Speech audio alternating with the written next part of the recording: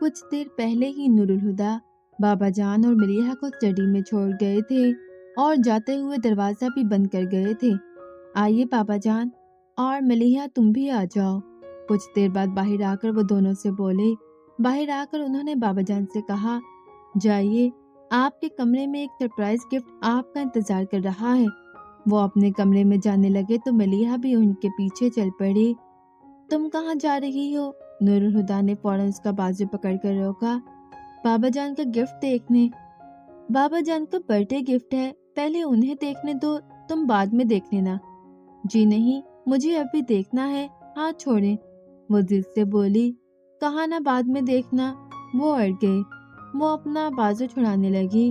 چھوڑیں مجھے، تم آرام سے کھڑے رہو، بابا جان آپ جائیے۔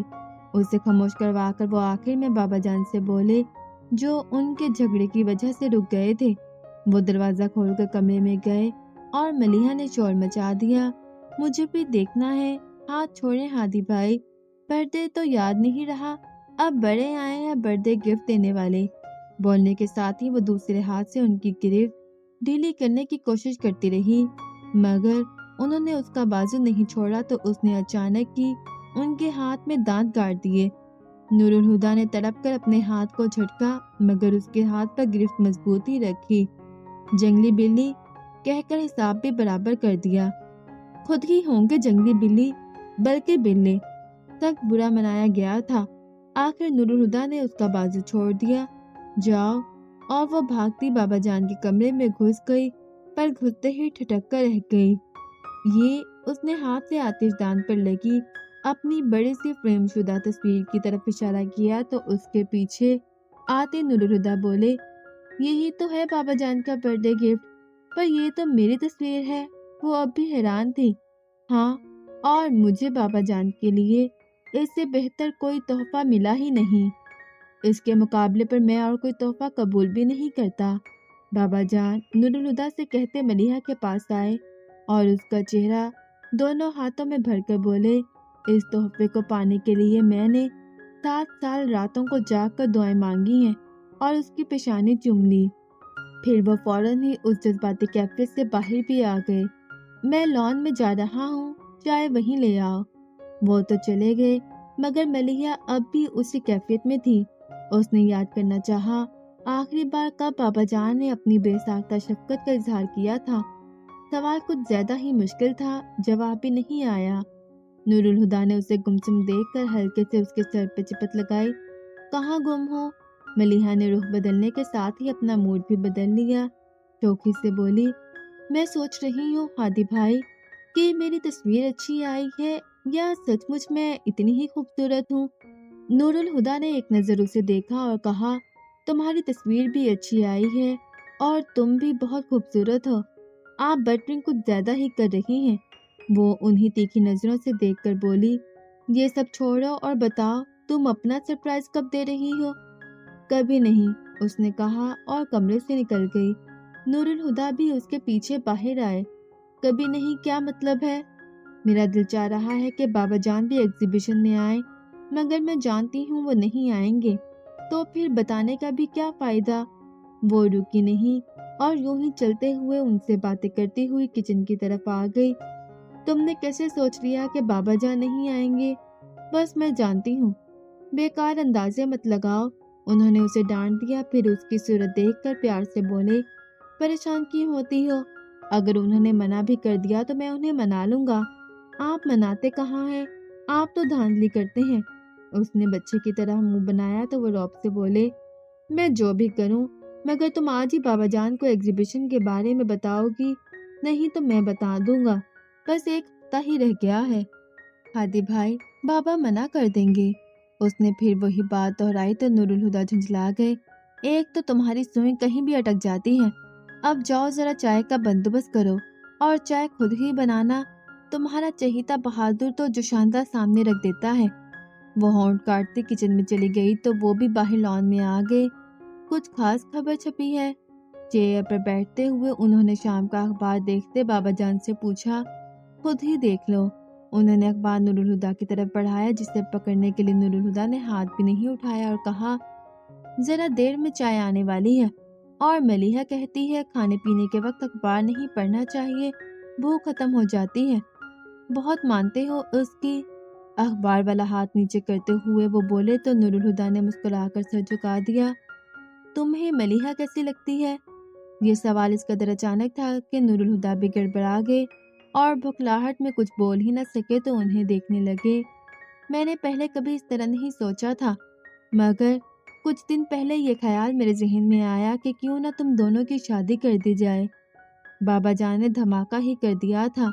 नूरुल हुदा तो पहले गड़बड़ाए हुए थे, अब तो बिल्कुल ही सटपटा गए। बाबा जान रुके नहीं, कहने लगे, यूं तो शायद मैं इस बारे में कभी सोचता भी नहीं, मगर मैंने महसूस किया है कि तुम दोनों में काफी अच्छी अंडरस्टैंडिंग है और दोस्ती भी। फिर तुम दोनों एक दूसरे के साथ बहुत खुश रहते हो, लेकिन मैं तुम्हारी राय भी जानना चाहता हूँ। नूरुल हुदा संभल चुके थे, मगर अपनी दो टोक फितरत के बावजूद वो बाबा जान के सामने मलीहा के बारे में ऐसी बात करने से हिचकिचा गए। बाबा जान ने भी उनके गिरेज को समझ लिया था। मैं तुम्हारी हिचकिचाहट समझ सकता हूँ। बेशक मलीहा मेरी बेटी है, लेकिन मैंने तुम्हें भी हमेशा अपना बेटा ही समझा है, और बेटा बाप के सामने अपने दिल की हर बात कह सकता है। बोलो, do you like her? I love हर। बाबा जान की बात से तकवीत पाकर वो अपने फितरी अंदाज में बेझिझक बोले थे। बाबा जान हैरान हुए बगैर मुस्कुरा दिए, मगर उनकी मुस्कुराहट से नर्वस हुए बगैर उन्होंने अगले पल ही कहा, मगर इसके बावजूद मैंने मलीहा से शादी के बारे में कभी नहीं सोचा। अब वो कुछ हैरान हुए थे। मोहब्बत करते हो, फिर भी शादी के बारे में नहीं सोचा? हाँ, क्योंकि मैं जानता हूँ कि मलीहा ऐसा नहीं सोचती, मगर सोच तो सकती है। वो एक पल को खामोश हो गए, फिर कहा, वो मेरे और अपने मौजूदा रिश्ते से मुतमईन है और मुझे नहीं लगता उसे इस रिश्ते में किसी कमी या गुंजाइश का एहसास होता है। उसे एहसास इसलिए नहीं होता क्योंकि वो बहुत सादा और मासूम है, फिर कम उम्र भी है, और इसलिए इन बातों की तरफ उसका कोई ध्यान नहीं, मगर बच्ची भी नहीं है। ध्यान दिलाया जाएगा तो गुंजाइश भी निकल आएगी। बाबा जान चुप हुए तो नूरुल हुदा ने कहा, ठीक है, मगर पहले आप मलीहा से उसकी मर्जी मालूम कर लीजिए। लेकिन बाबा जान, अगर वो इनकार कर दे तो प्लीज उसे मजबूर मत कीजिएगा। बाबा जान ने उनकी तरफ गहरी नजर डाली। वो अगर ना कर देगी तो क्या तुम्हें दुख नहीं होगा? उन्होंने बाबा जान को देखा और एक बेनाम मुस्कुराहट उनके चेहरे पर आ गई।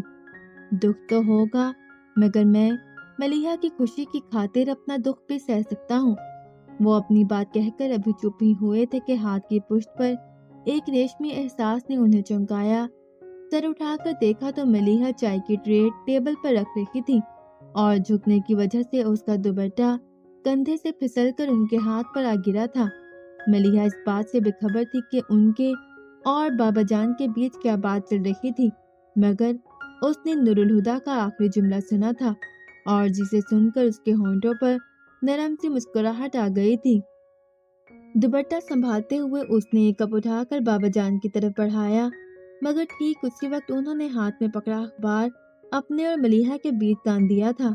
ये अपने चेहरे के तासुरात को छुपाने की एक लाशोरी कोशिश थी।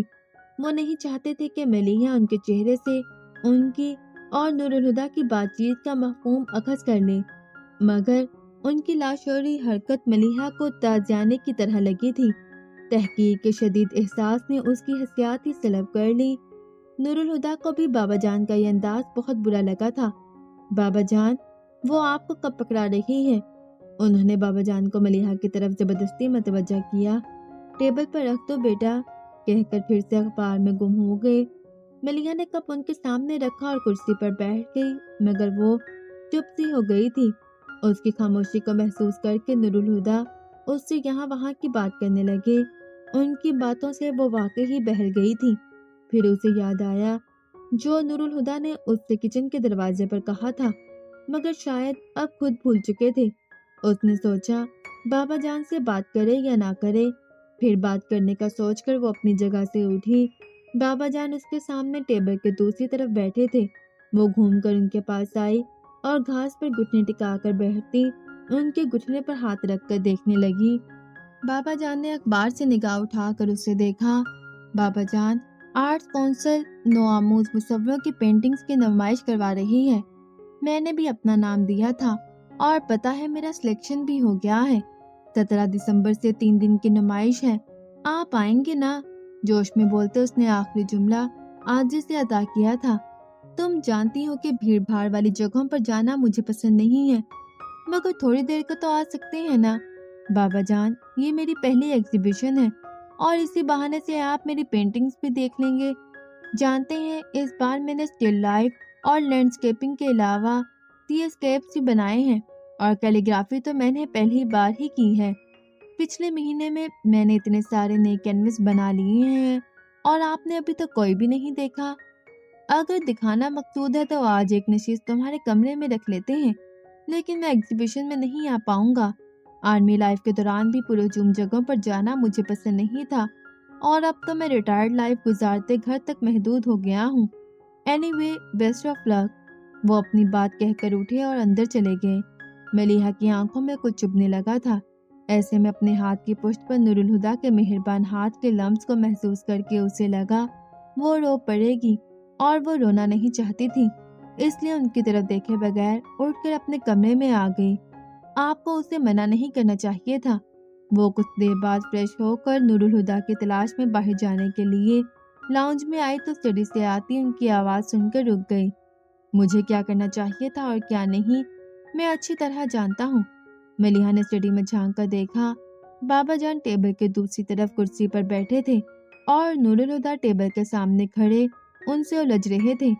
آپ کو اندازہ ہے بابا جان، آپ نے ملیحہ کو کس قدر ہرٹ کیا ہے؟ وہ اچانک ہی کتنی چپ سی ہو گئی تھی۔ آپ کو تھوڑا سا تو خیال کرنا چاہیے، وہ بہت حساس طبیعت کی لڑکی ہے۔ بابا جان کو ان کا جرح کرنا اچھا نہیں لگا تھا۔ وہ قدرے سخت لہجے میں بولے، تم ملیحہ کے معاملے میں کچھ زیادہ ہی حساسیت کا مظاہرہ کر رہے ہو نور الہدیٰ، ورنہ ملیحہ تو اتنی حساس نہیں ہے۔ میں نے کبھی اسے جذباتیت کا مظاہرہ کرتے نہیں دیکھا، اور جسے تم اس کی ناراضی سمجھ رہے ہو وہ چپ دراصل اس لیے تھی کہ ملیحہ میری بات اور میرے مزاج کو اچھی طرح سمجھتی ہے، اور اسے یہ بھی پتا ہے کہ بحث مجھے پسند نہیں۔ اب تم یہاں سے جا سکتے ہو۔ وہ کسی گنجائش کے بغیر بولے تھے۔ نور الہدیٰ باہر نکلے تو ملیحہ دروازے میں کھڑی تھی۔ وہ اس سے کچھ کہے بغیر اپنے کمرے میں جانے لگے تو ملیحہ نے پیچھے سے انہیں پکارا، ہادی بھائی، آپ دوبارہ بابا جان سے اس بارے میں بات نہیں کریں گے؟ کیوں؟ انہوں نے مڑ کر کہا تو وہ عجیب سے لہجے میں بولی، آپ نے سنا نہیں؟ میں بابا جان کے مزاج کو اچھی طرح سمجھتی ہوں۔ نور الہدیٰ کے لاشعور میں کوئی اسپارک ہوا تھا۔ وہ 2 قدم اس کے قریب آ کر بولے، بابا جان تم سے بہت پیار کرتے ہیں، مگر پرواہ نہیں کرتے۔ اپنے آپ ہی اس کے لہجے میں شکایت در آئی تو نور الہدیٰ نے اسے سمجھانا چاہا، بھلا وہ تمہاری پرواہ کیوں نہیں کریں گے؟ میں نے ان سے یہ سوال کبھی نہیں پوچھا۔ اگر کبھی آپ کو موقع ملے تو میری طرف سے بابا جان سے پوچھ لیجیے گا۔ دیکھو تم، بس ہادی بھائی، اس نے ہاتھ اٹھا کر انہیں چپ کروا دیا، اب آپ اس بارے میں کوئی بات نہیں کریں گے، نہ مجھ سے اور نہ بابا جان سے۔ وہ اس کی بات کا برا منائے بغیر اسے دیکھ کر ستائش سے بولے، زبردست بھائی، آج لگا کہ تم بابا جان کی بیٹی ہو۔ ملیحہ جانتی تھی کہ وہ اسے ریلیکس کرنے کی کوشش کر رہے ہیں، پھر بھی ہلکے سے مسکرا دی۔ نمائش سے پہلے ایک چھوٹی سی افتتاحی تقریب کا اہتمام کیا گیا تھا، جس میں ملک کے نامور مصور مہمان خصوصی مدعو تھے۔ وہ تقریر کر چکے تو منتظمین میں سے کوئی صاحب مائک پر آئے اور افتتاحی الفاظ کے ساتھ تقریب ختم کرتے ہوئے مہمان خصوصی سے ریبن کاٹ کر نمائش کے باقاعدہ آغاز کرنے کی درخواست کی۔ نور الہدیٰ کو آرٹ سے کوئی دلچسپی نہیں تھی، پھر بھی وہ ملیحہ کے ساتھ تھے۔ ہال میں شائقین کے علاوہ صحافیوں کی بھی بڑی تعداد موجود تھی، جو مصوروں سے انٹرویو بھی لے رہے تھے۔ کچھ صحافیوں نے ملیحہ سے بھی چند سوالات کیے۔ وہ ان سے باتیں کر رہی تھی کہ نور الہدیٰ اس کے کان میں بولے، ذرا سائیڈ میں آ کر بات سننا۔ وہ ایک نسبتاً الگ تھلگ گوشے کی طرف آگے، ملیحہ بھی صحافیوں سے معذرت کرتی اس طرف آگے، کہیے ملیحہ، مجھے جانا ہوگا۔ کوئی ضرورت نہیں ہے، اس نے فوراً ہی منع کر دیا۔ ملیحہ سمجھنے کی کوشش کرو، فیکٹری کی کنسٹرکشن کا کام شروع ہو چکا ہے اور مجھے روزانہ 1.5-2 گھنٹے وہاں دینے ہی پڑتے ہیں۔ ملیحہ کا دل تو نہیں چاہ رہا تھا کہ نور الہدیٰ جائیں، مگر ان کی مصروفیت کا بھی اسے اندازہ تھا، اس لیے بادل نخواستہ اجازت دیتے ہوئے بولی، اچھا ٹھیک ہے، مگر 4 بجے تک آ جائیے گا، کہیں میں گھر جانے کے لیے آپ کا انتظار ہی کرتی رہ جاؤں۔ 3 بجے ہی آ جاؤں گا۔ وہ اجازت ملنے پر خوش ہو کر بولے، پھر سنجیدہ ہوتے ہوئے بولے، لیکن تم ناراض تو نہیں ہو؟ اسے ہنسی آ گئی۔ نہیں بابا، ناراض کیوں ہوں گی؟ کیا مجھے آپ کی مصروفیت کا علم نہیں؟ لیکن آپ میری ناراضی کے خیال سے اتنا پریشان کیوں ہو جاتے ہیں؟ کیا اسٹیمپ پیپر پر لکھ کے دوں کہ آپ سے کبھی ناراض نہیں ہوں گی؟ سوچ رہا ہوں لکھوا ہی لوں، کیا پتہ کسی دن تم ناراض ہی ہو جاؤ۔ وہ بھی مذاق سے بولے، پھر کہا، اچھا میں چلتا ہوں، اللہ حافظ۔ وہ ملیحہ کا سر تھپک کر چلے گئے تو ملیحہ بھی اپنی بلیک ساڑی کا پلو ٹھیک کرتے کونے سے نکل آئی۔ کیمرے کا فلیش چمکا تھا۔ اب تک کئی صحافی ملیحہ کی تصویر کھینچ چکے تھے، اس لیے اس نے دھیان نہیں دیا۔ فلیش پھر چمکا، تیسری بار، چوتھی بار۔ جب 5ویں بار فلیش چمکا تو ملیحہ نے چہرے پر آئے بال سمیٹتے ہوئے اس طرف دیکھا اور تیز روشنی سے اس کی آنکھیں چندیا گئی۔ روشنی کے بادل چھٹے تو ملیحہ وجدان کو اپنے سامنے دیکھ کر حیران رہ گئی۔ وجدان کیمرے کا اسٹریپ گلے میں ڈال کر اس کے پاس آ گیا۔ السلام علیکم۔ وعلیکم السلام، کیسی ہیں؟ ٹھیک ہوں۔ وہ کہہ کر چپ ہو گئی تو وجدان کہنے لگا، اخلاقاً تو آپ کو بھی میرا احوال دریافت کرنا چاہیے، پر چھوڑیے، ان رسمی باتوں میں کیا رکھا ہے، صحیح کہہ رہے ہیں۔ وہ شرمندہ ہوئے بغیر بولی۔ وہ محظوظ ہو کر ہنستا اس کے پیچھے دیوار پر لگی تصویر کو دیکھنے لگا۔ ملیحہ، اس نے پہلی بار ملیحہ کو اس کے نام سے پکارا تھا۔ جی، وہ سحر زدہ سی اس کی چوڑی پشت کو دیکھ کر بولی۔ وجدان نے پلٹ کر اس سے پوچھا، یہ تصویر آپ نے بنائی ہے؟ ملیحہ نے ایک نظر اس پینٹنگ کو دیکھا اور کہا، ہاں، پھر پوچھنے لگی، کیسی ہے؟ اس کے پوچھنے پر وجدان غور سے اس پینٹنگ کو دیکھنے لگا۔ پینٹنگ کیا تھی؟ لگتا تھا اس 3 فٹ لمبے اور 1.5 فٹ چوڑے فریم میں درد کی اذیتناک کیفیت منجمد ہو کر رہ گئی تھی۔ خشک زمین پر ابھری لکیریں اس کی پیاس کی گواہ تھیں اور ایک سوکھا درخت جس کی خوب پھیلی بنجر شاخوں پر کوئی خشک پتا تک نہیں تھا، مردہ زمین کے سینوں پر یوں گڑا تھا جیسے خود اپنے ہی حال پر نوحہ کنا ہو۔ دور تک پھیلا نیلا آسمان ایک دم صاف تھا جس پر سورج پیلے رنگ کے تھال کی مانند دہک رہا تھا۔ تحت نگاہ پھیلی اس منظر کی ویرانی کو اور بھی گہرا کر رہا تھا۔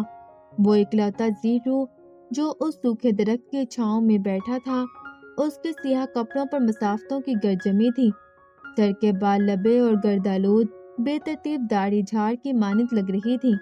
اس کا ایک ہاتھ زمین پر بچھی ٹانگ کی ران پر تھا، جبکہ دوسرا موڑ کر کھڑی کی ہوئی ٹانگ کے گھٹنے پر، سر پیچھے تنے سے ٹکا کر آنکھیں بند کیے، وہ تپتی زمین پر اتنے سکون سے بیٹھا تھا جیسے صدیوں سے اسی حال میں ہو اور صدیاں اسی عالم میں گزار دے گا۔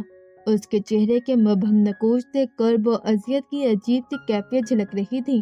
ایک گہرا سانس بھر کر وجدان نے خود کو نامعلوم کیفیت سے آزاد کرتے ہوئے تصویر کا کیپشن پڑھا، عشق آتش۔ ایک سرد لہر وجدان نے اپنے وجود میں اٹھتی محسوس کی۔ عشق کا یہ چہرہ اس کے لاشعور کو خوفزدہ کر گیا تھا۔ پینٹنگ تو اچھی ہے، لیکن آپ نے عشق کو اتنے دردناک انداز میں کیوں پینٹ کیا ہے؟ اس نے آخر پوچھ ہی لیا۔ پتہ نہیں کیوں، لیکن اس پینٹنگ کو دیکھ کر وجدان کے دل و دماغ لرز گئے تھے۔ عشق اول و آخر درد ہے، درد ہی کیوں؟ ملیحہ کے جواب پر وجدان نے کہا، کسی کو چاہنے کا احساس زندگی کو روشنی سے بھر دیتا ہے، جس کے ہر رنگ میں نئی امید چھپی رہتی ہے، اور جہاں امید ہو وہاں درد کا کیا کام؟ ملیحہ اسے دیکھ رہی تھی۔ وہ چپ ہوا تو نرم سی مسکراہٹ کے ساتھ کہنے لگی، وہ محبت ہے وجدان، جس کی روشنی سے امید کے رنگ پھوٹتے ہیں۔ عشق محبت کی انتہا ہے جس کی جستجو ہر کوئی نہیں کر سکتا۔ یہ وہ آگ ہے جو ہر بھٹی میں سلگائی نہیں جاتی۔ عشق حاصل نہیں، لا حاصل کا جنون ہے، خواہش نہ تمام ہے۔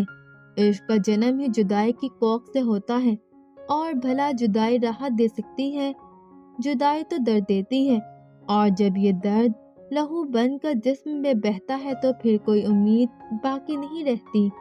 عشق وہ آگ ہے جو جلائے تو راکھ نہیں کرتا، فنا کر دیتا ہے۔ وجدان اس کی آواز میں کہیں کھوسا گیا تھا۔ اس کے لہجے میں آئی تپش کو محسوس کر کے چونکا۔ آپ ٹھیک تو ہیں؟ ملیحہ نے اسے دیکھا اور رخ پھیر لیا۔ میں نے کبھی آپ کو ڈسٹرب کرنا نہیں چاہا۔ کچھ دیر بعد ملیحہ نے اس کی تھکی تھکی سی آواز سنی تو اس کی طرف دیکھا۔ وہ سر کو جھکائے دھیمے سے بول رہا تھا، پر لگتا ہے اب میں آپ کو ڈسٹرب کرنے لگا ہوں۔ اگر ایسا ہے تو بس ایک بار کہہ دیں، میں دوبارہ کبھی آپ کے سامنے آنے کی جرات نہیں کروں گا۔ پھر وہ ذرا سا ہنسا۔ میں نے یوں بھی آپ سے ملنے کے لیے کبھی کوئی شعوری کوشش نہیں کی۔ میں نے سوچا بھی نہیں تھا کہ آپ آفاق کی کزن ہو سکتی ہیں، اور آج بھی آفاق اور ساجد زبردستی مجھے ساتھ لے آئے تھے، اور آپ کو دیکھنے سے پہلے مجھے گمان بھی نہیں تھا کہ آپ مجھے یہاں مل جائیں گی۔ آفاق بھائی یہاں؟ حیران ہو کر اس نے آس پاس دیکھا، مگر فوراً ہی وجدان کی آواز پر اس کی طرف متوجہ ہو گئی۔ مگر آپ کا انتظار میں نے ہر روز کیا، وہیں لائبریری کی سیڑھیوں پر۔ میں ہر صبح دعا کرتا کہ آج میرا انتظار ختم ہو جائے، اور ہر شام سوچتا کہ آپ کا انتظار زندگی کی آخری سانس تک کروں گا۔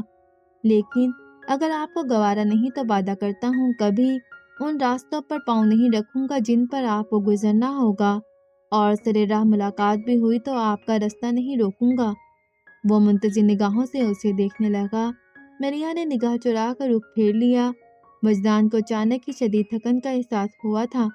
وہ بوجھل سے انداز میں پلٹا اور جانے لگا۔ آپ ایک بار اور لائبریری جا سکتے ہیں؟ وجدان ٹھٹک کر رکا اور پھر ایڑی کے بل گھوم گیا۔ وہ اب بھی رخ موڑے فرش پر لگے ٹائلوں کو دیکھ رہی تھی۔ وجدان کو اپنی سماعتوں پر شبہ سا ہوا۔ کیا کہا آپ نے؟ ملیحہ نے اسے دیکھا اور زیر لب مسکراہٹ کے ساتھ بولی، کل صبح 10 بجے۔ اور وہ نہال ہو گیا۔ میں سارا دن آپ کا انتظار کروں گا، آپ کو جب وقت ملے آ جائیے گا۔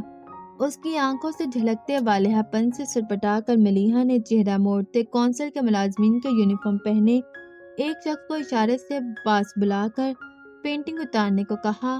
پھر اس سے پینٹنگ لے کر ملیحہ نے وجدان کی طرف بڑھائی۔ یہ لیجئے، میری طرف سے تحفہ ہے، عشق کے آتش۔ ملیحہ کے ہاتھ سے پینٹنگ پکڑتے وجدان نے معنی خیزی سے کہا تو وہ حیا سے سرخ ہوتی اس کے سامنے سے ہٹ گئی۔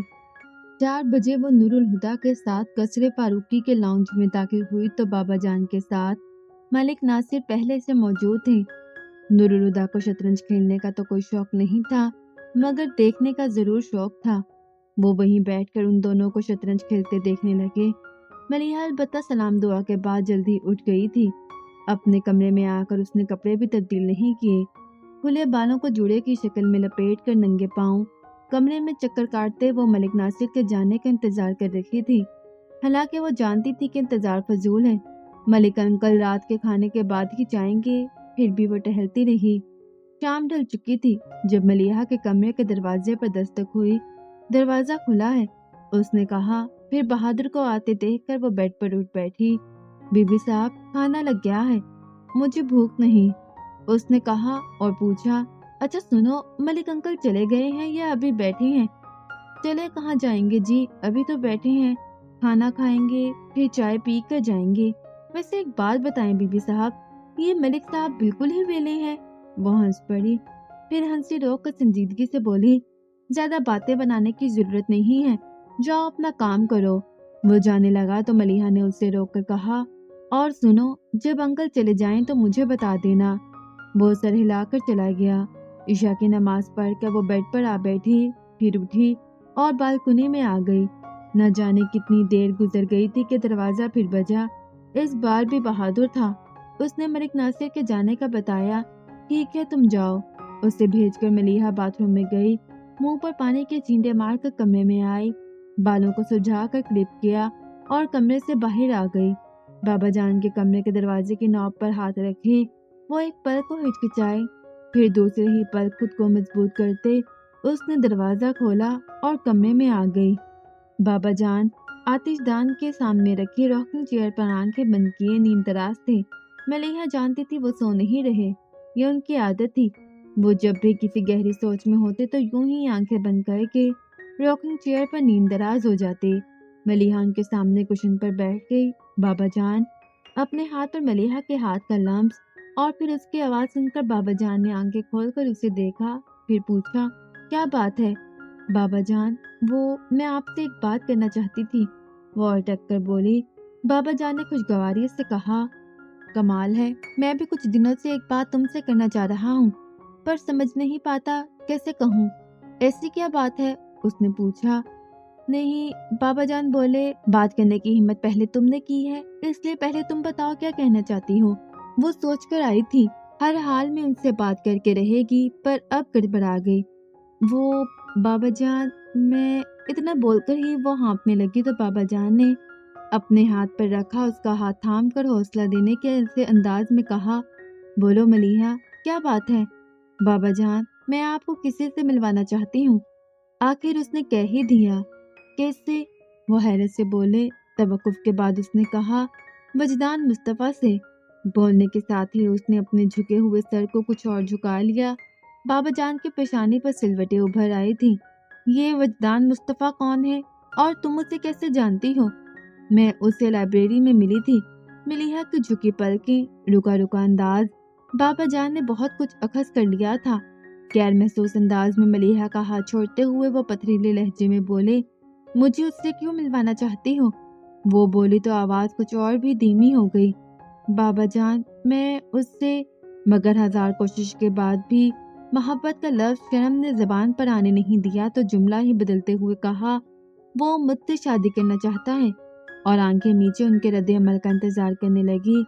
پھر ملیحہ نے ان کی آواز سنی، جاؤ، جا کر سو جاؤ۔ ملیحہ نے آنکھیں کھولی اور سر اٹھا کر انہیں دیکھا اور خواہش کی کاش کبھی نہ دیکھا ہوتا۔ ان کا چہرہ کسی چٹان کی طرح سخت اور بے جان تھا، لیکن آنکھیں آگ اگل رہی تھیں۔ بے دم سی پکار کی صورت اس کی زبان سے نکلا، بابا جان، جاؤ۔ وہ کٹھور پن سے بولے۔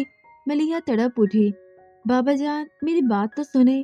اس نے بابا جان کا ہاتھ تھام کر کچھ کہنا چاہا، پر بابا جان بے دردی سے اس کا ہاتھ جھٹک کر کاٹدار آواز میں بولے، میں ایک لفظ اور سننا نہیں چاہتا، نہ تمہاری صورت دیکھنا چاہتا ہوں، چلی جاؤ یہاں سے۔ ملیحہ کو لگا کسی نے اس کے جسم کو دو حصوں میں تقسیم کر دیا ہو۔ وہ درد سے بلبلا اٹھی۔ بابا جان، آپ ایک بار اس سے مل تو لیں، وہ بہت اچھا ہے۔ ملیحہ، ہٹ جاؤ میرے سامنے سے۔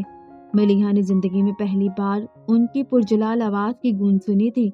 وہ جھٹکے سے اسے ہٹا کر کھڑے ہوئے۔ ملیحہ ان کے پاؤں پکڑ کر رو پڑی۔ ایسا مت کریں بابا جان، مجھ میں اتنی طاقت نہیں کہ اسے بھول جاؤں۔ ملیحہ کو لگ رہا تھا آتش دان میں جلتی آگ نے اس کے بدن میں راستہ بنا لیا ہے اور اب اس کا اندر سوکھی لکڑی کی طرح جل رہا ہے۔ وہ دونوں ہاتھ پشت پر باندھے شان سے سر اٹھائے کھڑے تھے۔ ان کے چہرے پر پڑتے شولوں کے عکس نے انہیں چٹان جیسی سختی دے رکھی تھی، اور ان کے پیر پکڑ کر ان کے گھٹنے سے پیشانی ٹکا کے روتی ملیحہ خاک ہوتی جا رہی تھی۔ تو مجھے بھول جاؤ، وہ کتنے آرام سے کہہ رہے تھے۔ ملیحہ رونا بھول گئی۔ اس نے سر اٹھا کر ان کی طرف دیکھا، سرگوشی جیسی آواز میں فریاد کی، میں مر جاؤں گی بابا جان۔ مر جاؤ گی تو تمہیں کندھوں پہ اٹھا کر اپنے ہاتھوں سے دفناؤں گا، لیکن اگر نافرمانی کرو گی تو مرتے دم تک تمہاری صورت نہیں دیکھوں گا۔ اس کے رحم کی آخری اپیل بھی بے رحمی سے مسترد ہو گئی۔ ملیحہ کو اچانک ہی لگنے لگا کہ ہوا میں آکسیجن ختم ہو گئی ہے۔ آخر وہ اپنے نیم جان وجود کو سنبھالتے ہوئے اٹھی اور شکستہ قدموں سے اپنے کمرے میں آ گئی۔ دروازے کو اپنے پیچھے بند کرتے وہ وہیں دروازے کے پاس گر سی گئی۔ اس کی آنکھوں سے آنسو ایک تواتر سے ٹوٹ ٹوٹ کے گر رہے تھے، مگر وہ بے نیازی سے لب بھینچے ساکت بیٹھی تھی۔ رات گزر چکی تھی اور فجر کی اذان کی آواز سنائی دینے لگی۔ ملیحہ سیدھی ہو کر بیٹھی، اتنے غور سے اذان کے الفاظ سننے لگی جیسے پہلی بار سن رہی ہو۔ ایک عدالت ایسی ہے جہاں سے میری رحم کی اپیل مسترد نہیں کی جائے گی۔ ایک امید نے اس کے مردہ جسم میں جان ڈال دی تھی۔ وہ اٹھی مگر لڑکھڑا گئی۔ ساری رات ایک ہی زاویے سے بیٹھے اس کا جسم اکڑ گیا تھا۔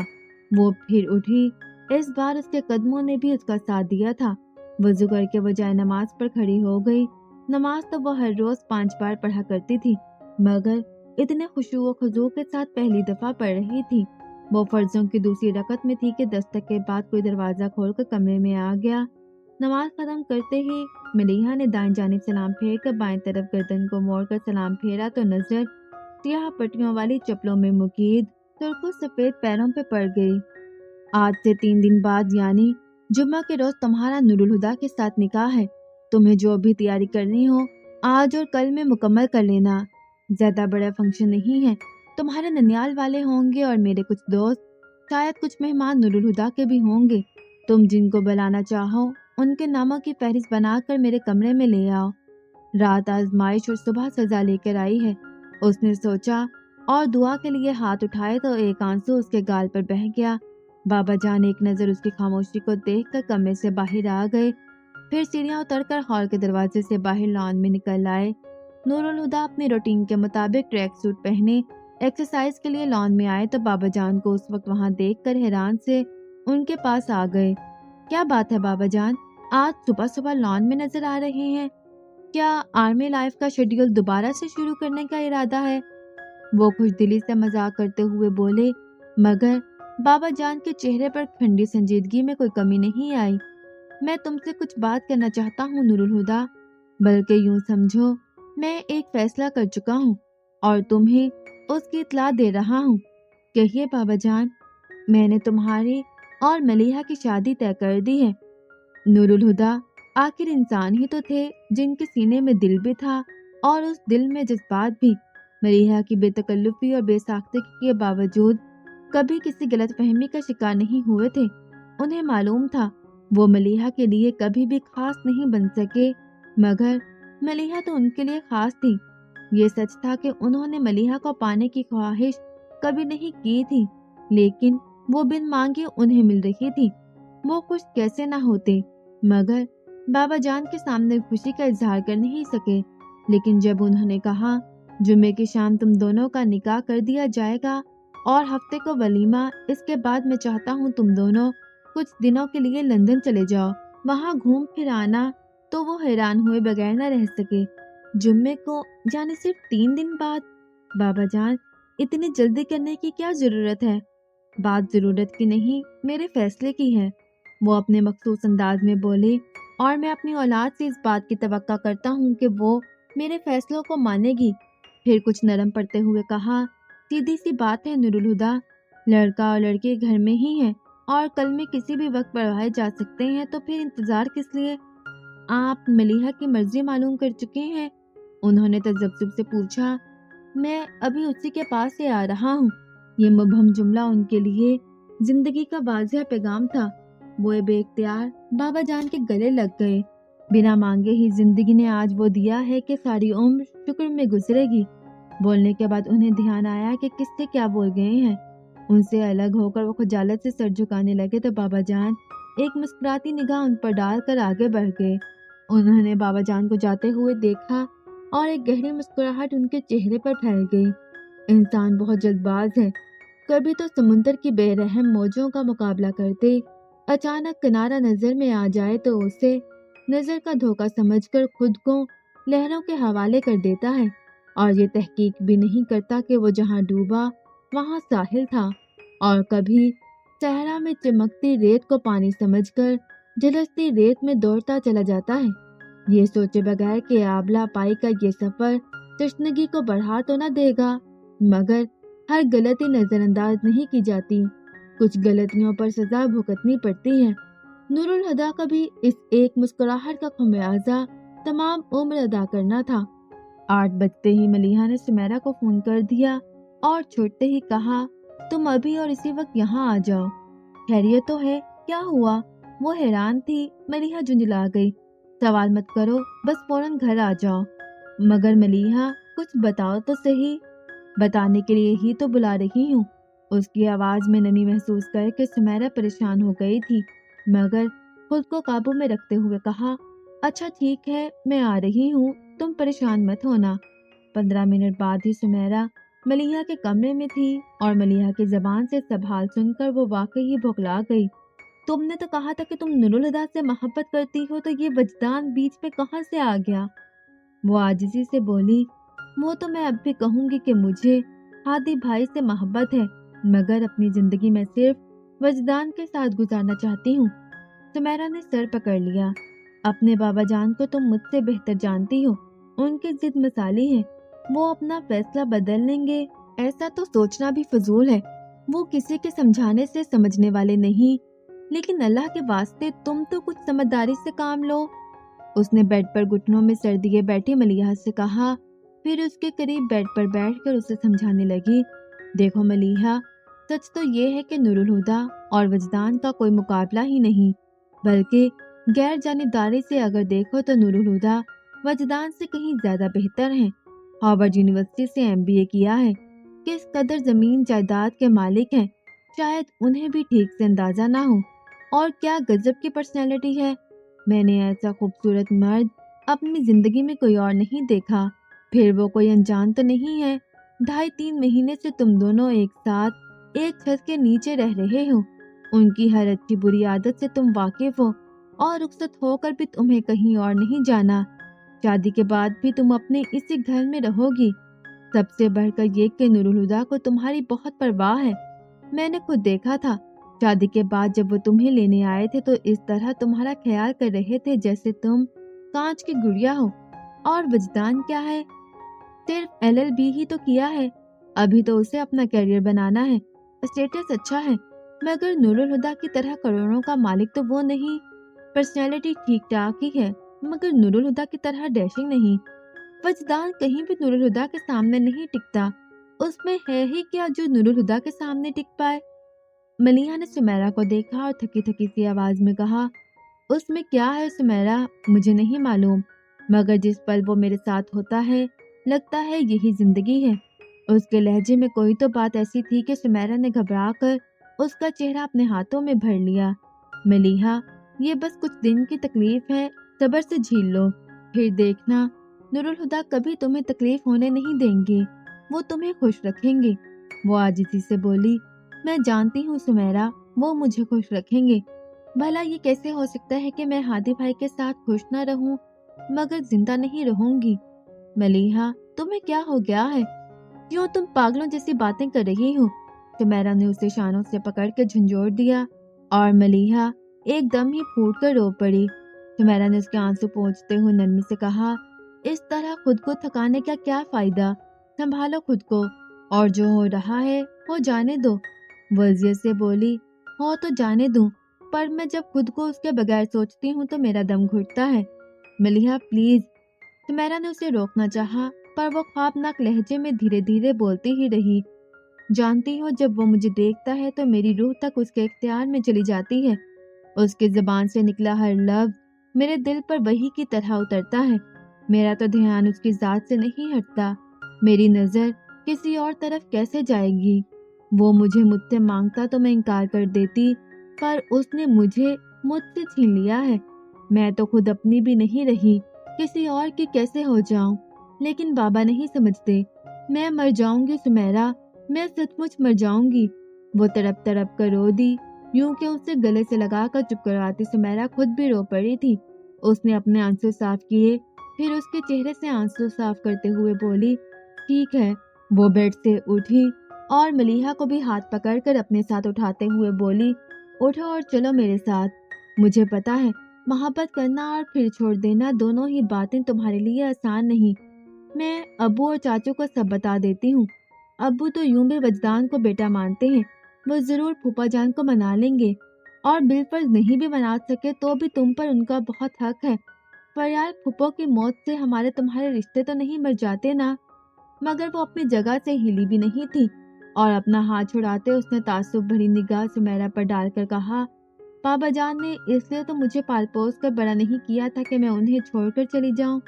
پھر وہ قطعیت سے بولی، میں کہیں نہیں جاؤں گی، نہ کسی اور سے مدد مانگ کر بابا جان کو شرمندہ کروں گی، یہ باپ بیٹی کا معاملہ ہے، اگر میں خود انہیں منا سکی تو ٹھیک، ورنہ جو وہ کہیں گے وہی کروں گی۔ تم بس اتنا کر دو کہ بابا جان سے مجھے ساتھ لے جانے کی اجازت لے لو، میرا وجدان سے ملنا بہت ضروری ہے، لیکن مجھے لگ رہا ہے بابا جان مجھے اکیلے جانے کی اجازت نہیں دیں گے۔ جس طرح ایک رات میں انہوں نے میری شادی کرنے کا فیصلہ کیا ہے، اس سے تو یہی ظاہر ہوتا ہے کہ اب انہیں مجھ پر اعتماد نہیں رہا۔ وہ آنکھیں میں زردہ سی ہو گئی تھی۔ سمیرہ نے الجھ کر کہا، تم کیا کرنا چاہتی ہو؟ وجدان کو بابا جان کے سامنے لا کھڑا کرنا چاہتی ہوں۔ مجھے یقین ہے بابا جان اگر ایک بار بھی اس سے مل لیں گے تو میرا ہاتھ اس کے ہاتھ میں دینے پر انہیں کوئی اعتراض نہیں ہوگا۔ کچھ تو وجدان میں ایسا ہے کہ ایک بار جس سے مل لے اس کے دل میں اتر جاتا ہے۔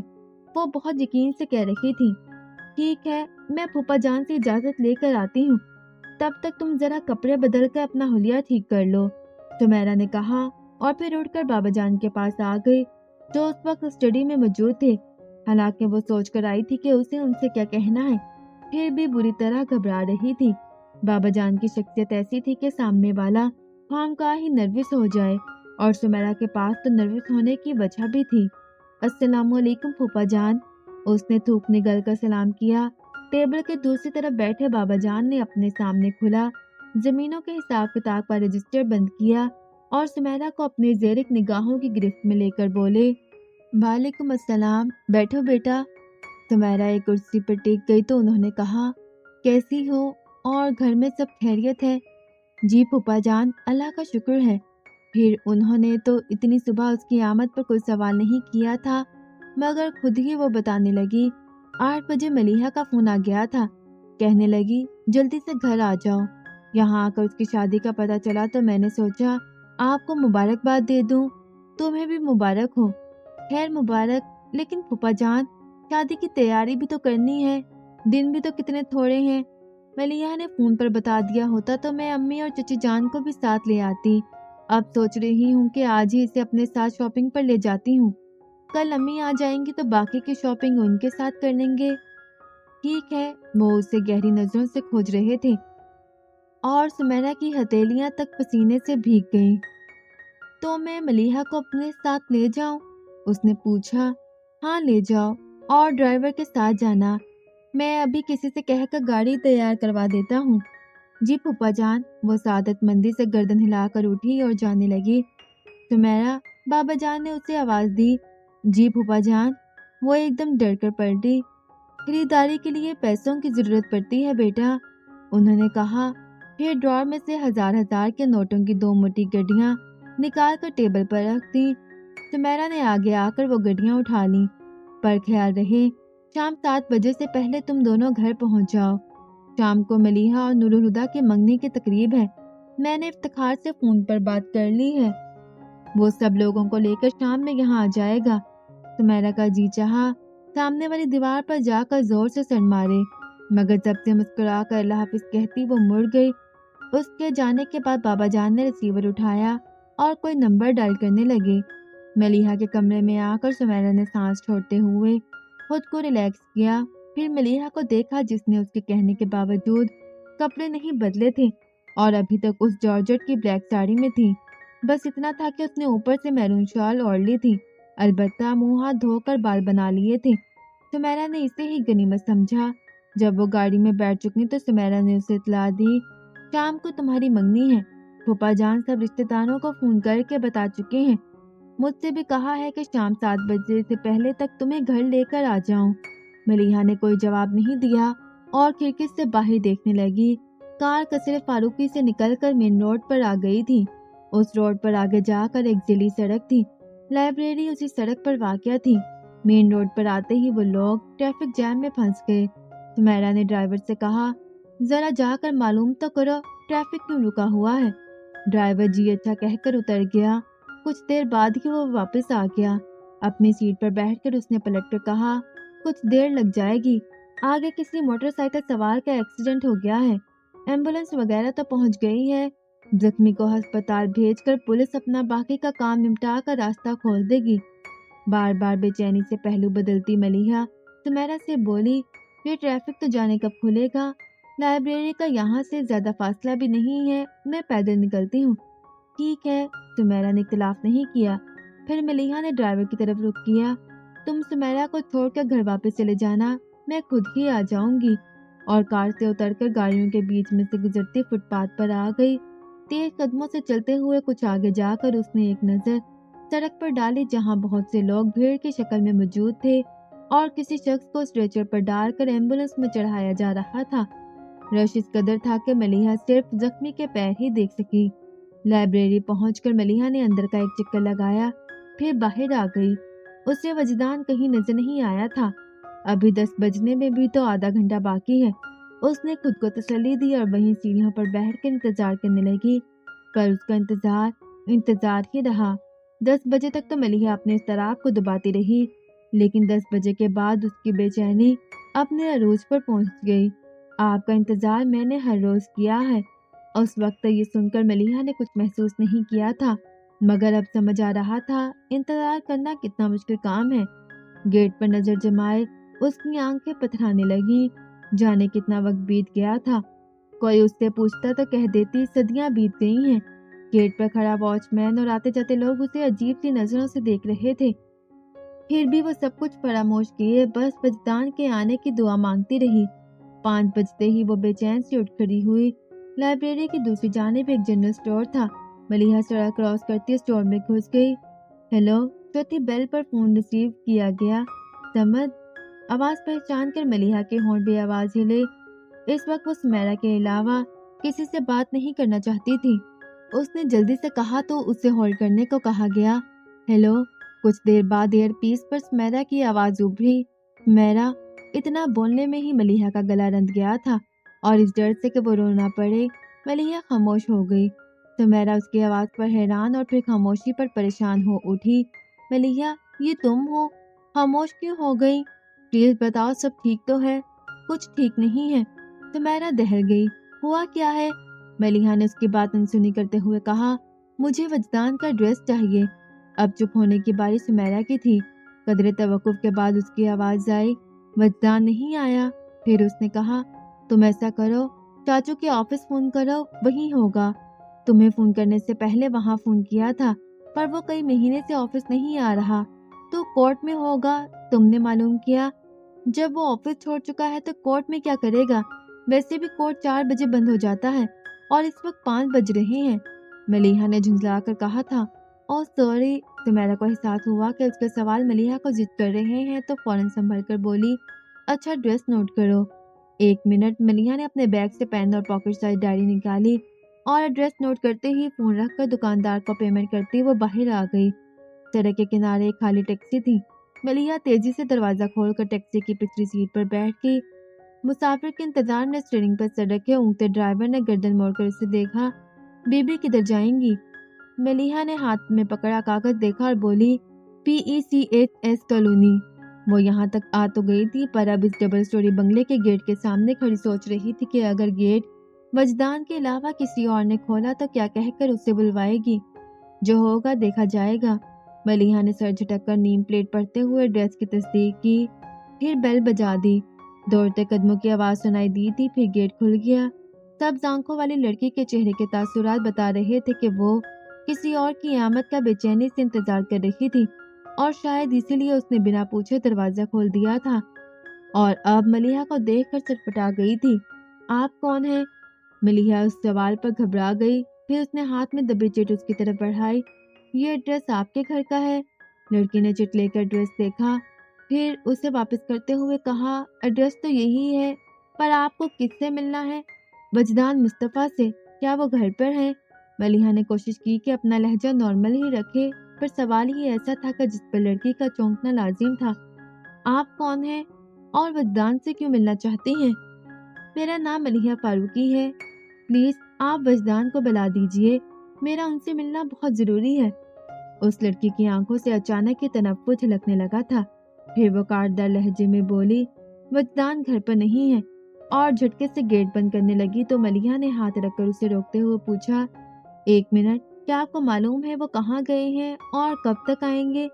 نہیں۔ وہ ایک لفظ بول کر ملیحہ کا چہرہ دیکھنے لگی، جو بیگ سے پین نکال کر اس کاغذ کے پیچھے کچھ لکھنے لگی تھی۔ وجدان جس سے گھر آئیں ان سے کہیے گا اس نمبر پر مجھ سے بات کر لیں۔ ملیحہ نے کاغذ اس کی طرف بڑھاتے ہوئے کہا۔ لڑکی نے کاغذ اس کے ہاتھ سے لے کر گیٹ بند کر دیا۔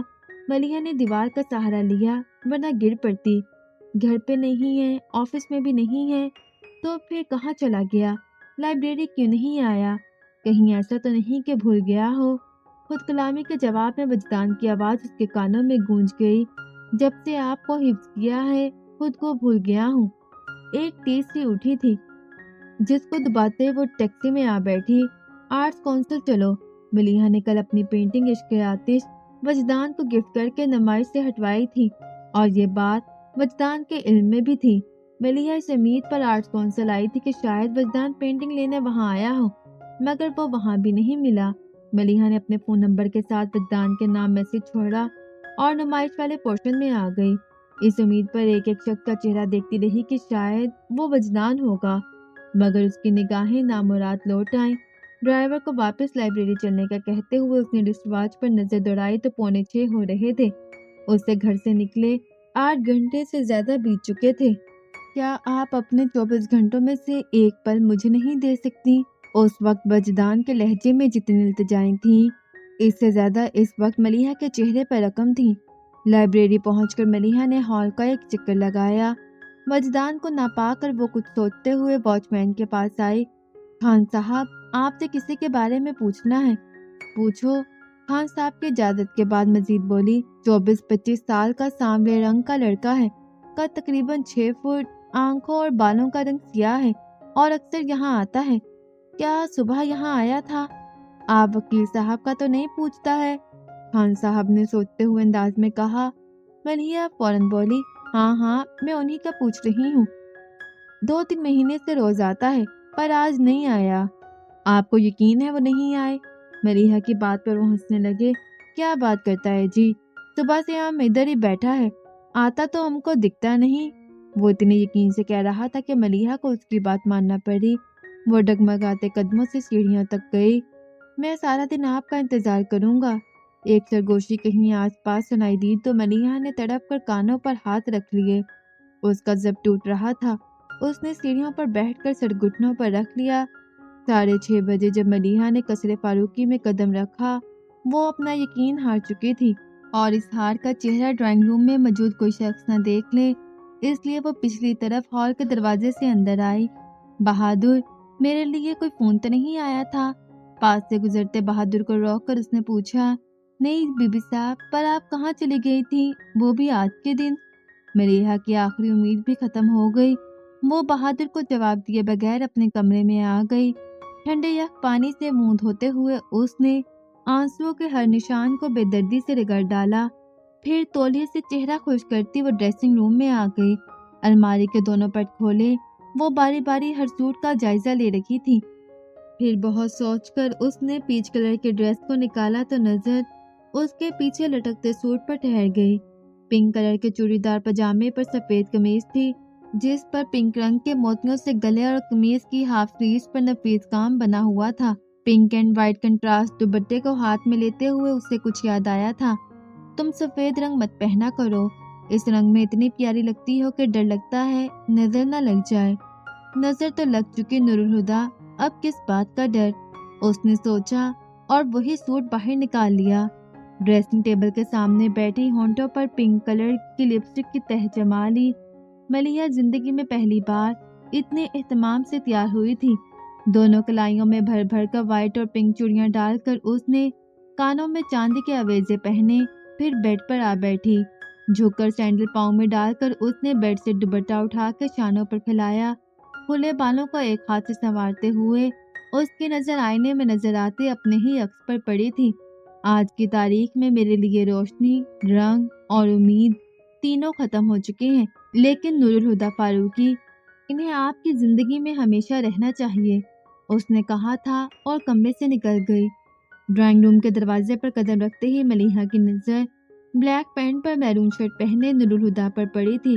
اسی پل نور الہدیٰ نے بھی دروازے کی طرف دیکھا تھا۔ نور الہدیٰ کی آنکھوں کی وہ چمک ملیحہ کے لیے نئی تھی۔ اس نے پلکیں جھکا لی۔ باقی لوگ بھی ملیحہ کی طرف متوجہ ہو چکے تھے۔ پل بھر میں اس کی کزنز نے اسے اپنے گھیرے میں لے لیا تھا، مگر سمیرا اٹھ نہیں سکی۔ کسی معجزے کی امید کرتے کرتے ملیحہ کو دیکھ کر اسے احساس ہوا تھا کہ معجزے اب نہیں ہوتے۔ وہ سمجھ گئی کہ ملیحہ وجدان سے نہیں مل سکی۔ حد کرتی ہو بیٹا، آج کے دن شاپنگ پر جانے کی کیا ضرورت تھی؟ اب دیکھو ذرا، سب آئے بیٹھے ہیں، اور تو اور دلہا بھی موجود ہے، پر دلہن شادی کی شاپنگ کرنے گئی ہوئی ہے۔ بڑے ممانی نے اسے دیکھ کر کہا تو ملک ناصر اس کے کچھ بولنے سے پہلے بول پڑے۔ چھوڑیے بھابھی، اب باتوں میں مزید وقت کیا گنوانا، آؤ بیٹی رسم کر لی جائے۔ آخر میں وہ ملیحہ سے بولے تھے۔ ملیحہ نے قدم بڑھایا تو سمیرا ایک دم اس کے کان کے پاس آ کر بولی، انکار کر دو، ہم سب تمہارا ساتھ دیں گے۔ کس برتے پر؟ ملیحہ نے اس کی طرف دیکھ کر ذہن میں بجھی سرگوشی کی اور آگے بڑھ گئی۔ किसी ने उसे बाजू से पकड़कर नूरुल हुदा के पहलू में बिठा दिया था। फिर बाबा जान की इजाजत से नूरुल हुदा ने उसके बाएं हाथ की उंगली में अपने नाम की अंगूठी पहना दी।